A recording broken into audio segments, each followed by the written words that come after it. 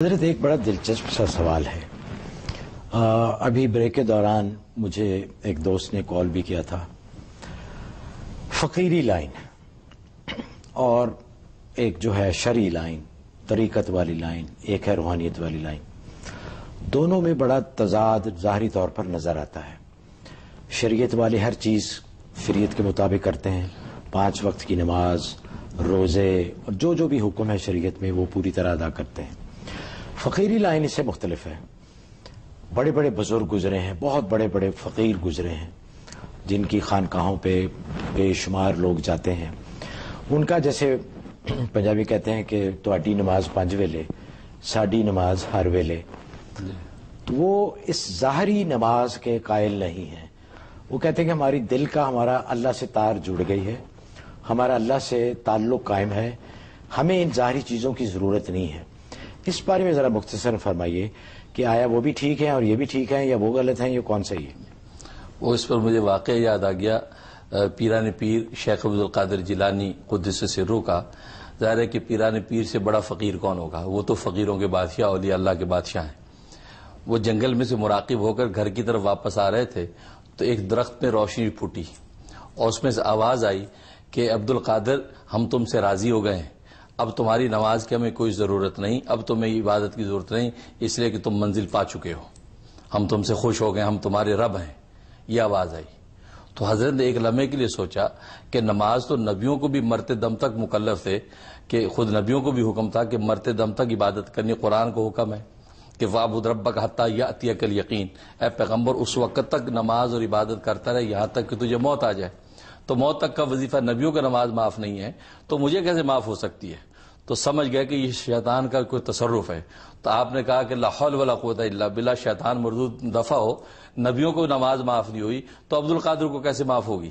یہ بات کہی تو ابلیس نے دوسرا حملہ کیا تو اس درخت کی روشنی میں سے آواز آئی، کہنے لگا کہ آج تو اپنے علم سے بچ گیا ہے، میں نے وار تو بڑا کیا تھا تجھ پہ لیکن تو آج اپنے علم سے بچ گیا ہے۔ تو یہ دوسرا وار تھا۔ اگر حضرت کہتے ہاں میں اپنے علم سے بچ گیا، اس میں بھی عجب تھا۔ حضرت فوراً فرمایا کہ نہیں مردود، میں اپنے علم سے نہیں بچا، خدا کے فضل سے بچا ہوں۔ تو بات اصل میں یہ ہے کہ ایسی کوئی فقیری لائن نہیں ہے کہ جس میں شریعت نہ ہو، کیونکہ طریقت بغیر شریعت کے چل ہی نہیں سکتی۔ شریعت اصل میں راستہ ہے اور طریقت اس میں چلنے کی ہمت ہے، لہذا اس راستے سے ہٹ کے کوئی ولی بن ہی نہیں سکتا۔ چنانچہ کشف الموجوب میں داتا گنج بخش صاحب رحمۃ اللہ نے لکھا ہے کہ شریعت کے راستے سے ہٹ کے کوئی بھی طریقت کی منزلیں طے نہیں کر سکتا۔ شریعت تو پہلے ہے اور نبی شریعت ہی لے کے آتے ہیں۔ یہ لوگوں نے بنا رکھا ہے کہ اپنی کہتے تواڈی 5 ویلے ساڈی ہر ویلے۔ یہ تو وہی بات ہوئی، ایک پیر صاحب تھے کہ وہ جو ہے جب نماز کا ٹائم ہوتا مریدوں کو کہتے جاؤ جاؤ جاؤ مسجد آ کے نماز پڑھو، خود نہ جاتے۔ تو لوگ بڑے حیران ہوئے، کوئی نئے کوئی منچلا کوئی مرید آیا تھا، اس نے 1 دن دیکھا، 2 دن دیکھا، یار نماز کا ٹائم ہوتا ہمیں ہی پیر صاحب کہتے جاؤ پڑھو، آپ حجرے میں چلے جاتے ہیں۔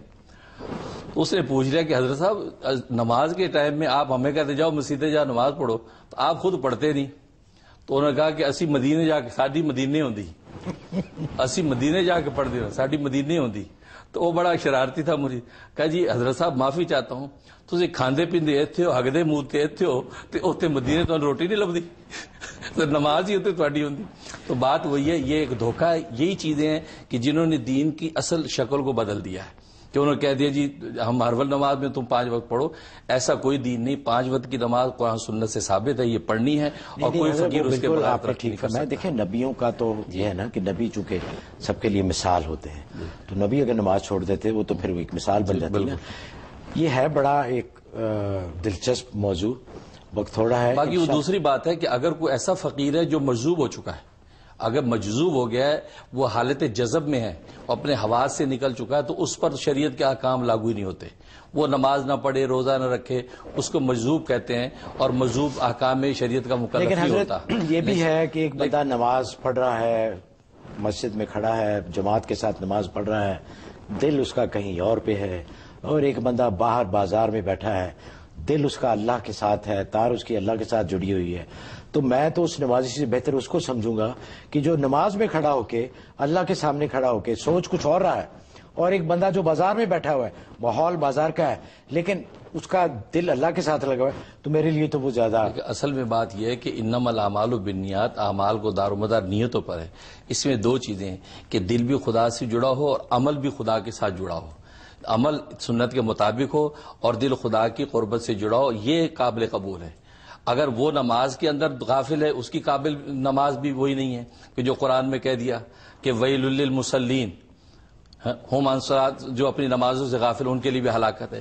وہ آدمی جو دل جوڑ کے بیٹھا ہے لیکن بظاہر نماز پڑھ نہیں رہا، تو وہ بھی تو دونوں غلطی پر ہیں، دونوں غلطی پر ہیں. دل اس کا ہو اور عمل اس کا ہو، اب یہ کامل مومن بنتا ہے. ہو سکتا ہے اس کی نماز وہ ہو. نہیں، ایسی کوئی شریعت ہم کیوں کہ قرآن سنت کا معیار نبیوں نے دے دیا، اس کے علاوہ کوئی نماز نہیں ہے. اس لیے ایسا کوئی نہیں. یہ بہت بڑا خلل اور دھوکہ ہے. اسی وجہ سے یہ پیری فقیری کی لائن بدنام ہو گئی کہ ایسے لوگ پیدا ہو گئے کہ جنہوں نے فقیری اور پیری کو بدنام کر دیا، ورنہ ایسی وہ کوئی اس لیے بدنام ہوئی کہ بہت سارے ڈبہ پیر آ گئے اور بہت سارے جعلی فقیر آ گئے. لیکن جو اصل فقیر اور جو اصل پیر ہے نا، جس طرح بڑے بڑے گزرے ہیں، انہوں نے کوئی بدنام دیکھو جعلی تو آنا دیکھو بلے شاہ نے کہا کہ گنگا گیا گل بنتی نہ ہی پاوے 100 گوتے کھائیے.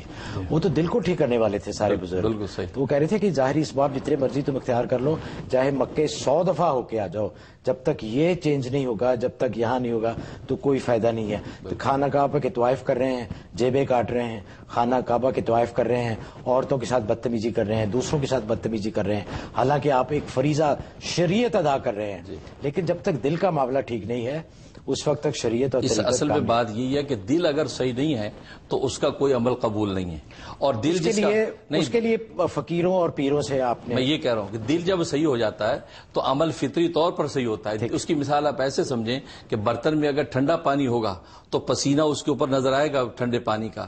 اگر دل واقعی اللہ سے جڑا ہے تو اللہ کے سامنے سجدہ کرتا بھی نظر آئے گا. یہ نہیں کہ دل ہمارا صحیح ہے اور سجدہ کرتا نہیں ہے، لہٰذا ایسے دل کا اعتبار نہیں ہے کہ جو دل اپنے جو ہے اس کی حقیقی کیفیت پر عمل نہیں کرتا. یہ نظر یہ بھی ہے نا کہ نگاہ مرد مومن سے بدل جاتی ہیں تقدیریں.